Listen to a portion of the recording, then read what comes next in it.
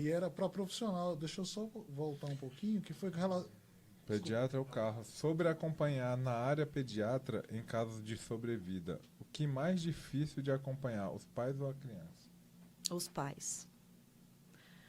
Os pais para mim também, e vou falar do meu perfil, mas pela identificação que eu tinha, quando eu entrei na oncologia, o primeiro contato, a minha filha tinha em torno de 6 anos, e os primeiros casos de criança nessa idade, carequinha, fazendo químio, que eu tinha que conversar com a mãe, eu pedi para sair, pede para sair, pedi, falei assim, eu não dou conta, falei para minha preceptora, eu não queria ficar na onco.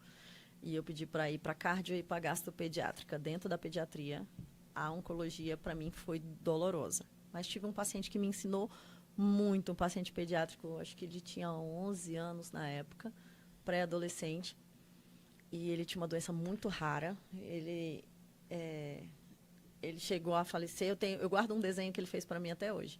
Mas a forma como a gente conduziu e tal, as crianças elas estão sempre mais preparadas do que os pais. De uma forma muito inexplicável. Elas têm consciência da finitude delas e da gravidade da doença delas, e elas se preocupam com os pais. Quando você pode ouvir as crianças falarem, o relato delas, às vezes, eu fico preocupada com a minha mãe. Tia, conversa com a minha mãe, porque ela está triste, porque acontece.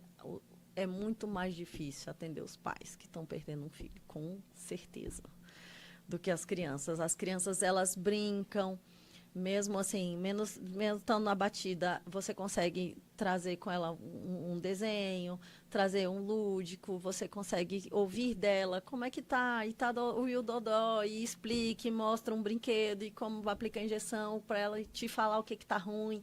Você consegue tirar dela algumas coisas. Agora, atender os pais que estão perdendo uma criança, para mim era muito doloroso, talvez por ser mãe. A minha colega, quando eu pedi para trocar, ela não era mãe na época, e ela pediu para ficar na oncologia. Eu falei, graças a Deus, porque eu não queria.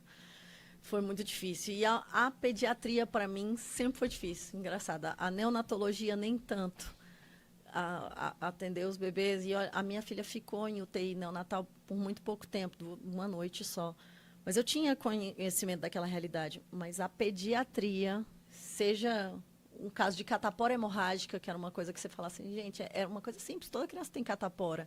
E eu ver uma criança ali com risco iminente de morte por causa de uma catapora, e pensar, como é que fica essa mãe? Como é que fica esse... Era uma angústia minha de mãe, dar o suporte, né, para os pais que estão com iminência de perder um filho. E realmente é muito mais difícil atender os pais.